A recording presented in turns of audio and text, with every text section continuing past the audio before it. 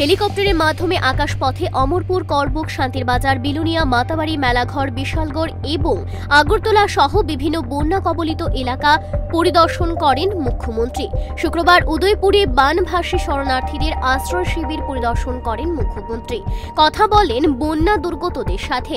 কয়েক দিনে প্রবল বৃষ্টিতে গোটা ত্রিপুরা রাজ্য জলমগ্ন হয়ে পড়ে। এর মধ্যে গোমতী জেলার অমরপুর, করবুক মহকুমার মানুষ সবচেয়ে বেশি ক্ষতিগ্রস্ত হয়েছেন। প্রায় সকলের বাড়িঘরে বন্যার জল প্রবেশ করে, যার ফলে শরণার্থী ক্যাম্পে আশ্রয় নিতে হলো সাধারণ জনগণকে। এদিন সকালে উদয়পুর খিলপাড়া এলাকার খিলপাড়া মার্কেট শেড এবং খিলপাড়া উচ্চতর মাধ্যমিক বিদ্যালয়ে বন্যা কবলিত সাধারণ জনগণের সঙ্গে কথা বলেন রাজ্যের মুখ্যমন্ত্রী প্রফেসর ডক্টর মানিক সাহা। বন্যা পরিস্থিতি মোকাবেলা করার জন্য সকল ধরনের সহযোগিতা করার কেন্দ্রীয় স্বরাষ্ট্রমন্ত্রী এবং প্রধানমন্ত্রীকে ধন্যবাদ জানান মুখ্যমন্ত্রী ডক্টর মানিক সাহা। মুখ্যমন্ত্রী আরও জানান, যাদের বাড়িঘরে জল ঢোকার কারণে জরুরি কাগজপত্র আনতে পারেনি তাদেরকে ডুপ্লিকেট কাগজপত্র বের করে দেওয়া হবে এবং খাওয়া দাওয়ার ক্ষেত্রে কোনো ধরনের অসুবিধে যাতে না হয় তার সম্পূর্ণ খতিয়ে দেখলেন রাজ্যের মুখ্যমন্ত্রী। পাশাপাশি জেলা শাসককে নির্দেশ দেওয়া হয়েছে ক্ষতিগ্রস্ত মানুষের জন্য সব ধরনের ব্যবস্থা গ্রহণ করার জন্য। অতিবৃষ্টির ফলে সৃষ্ট বন্যায় মারাত্মকভাবে ক্ষতিগ্রস্ত হয়েছে গোমতী জেলার বিভিন্ন জনপদ, প্লাবিত হয়েছে বিস্তীর্ণ অঞ্চল। গৃহহীন হয়ে বিভিন্ন ত্রাণ শিবিরে অবস্থান করছেন প্রচুর নাগরিক। মুখ্যমন্ত্রীর সঙ্গে ছিলেন পৌরসভার চেয়ারম্যান শীতল চন্দ্র মজুমদার, জেলা শাসক রেবেল হেমেন্দ্র কুমার, জেলা পুলিশ সুপার নমিত পাঠক সহ প্রশাসনের আধিকারিকরা।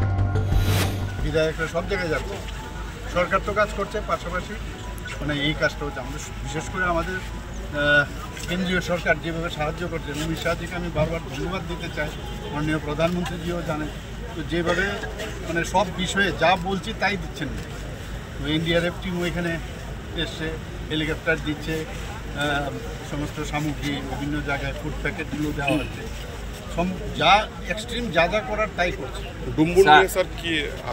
আপনারা অলরেডি তো দিয়ে দিয়েছে, এটা তো আমাদের কোনো ডুম্বুরের যে আপডেট কি আছে স্যার আপনার কাছে? না, ডুম্বুর সম্পর্কে আপনারা জানেন যে এটা তো নর্মাল, যে না ওখানের জল যখন বেশি হয়ে যায়, যখন 9.4 মিটারের উপরে যদি জল চলে যায় তো অটোমেটিক্যালি ওটা খুলে যায়।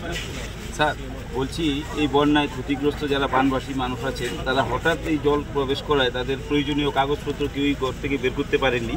সেই প্রয়োজনীয় কাগজপত্র বের করার জন্য প্রশাসনিক আধিকারিকদেরকে আপনি কি নির্দেশ দেবেন? না, আমি শুনেছি ওরা বলছিল, আমি বললাম এটার জন্য চিন্তা কিছু করার নেই, যদি নষ্টও হয় সেগুলোকে আমরা ডুপ্লিকেট বের করে সেটা আমরা দিয়ে দেবো। অলরেডি আমি নির্দেশও দিই।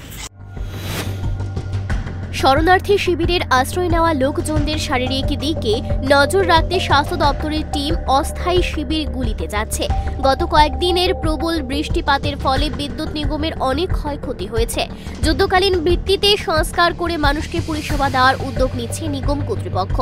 এখনো পর্যন্ত রাজ্যে খাদ্যশস্য এবং পেট্রো পণ্যের সংকটের আশঙ্কা নেই।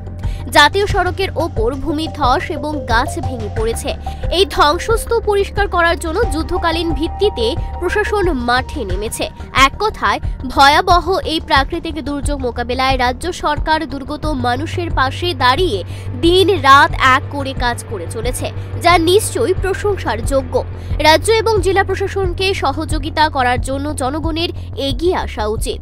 এই দুর্যোগে আর্থিক সহায়তা নিয়ে নিহত ব্যক্তির পরিবারগুলোর পাশে দাঁড়িয়েছে রাজ্য সরকার।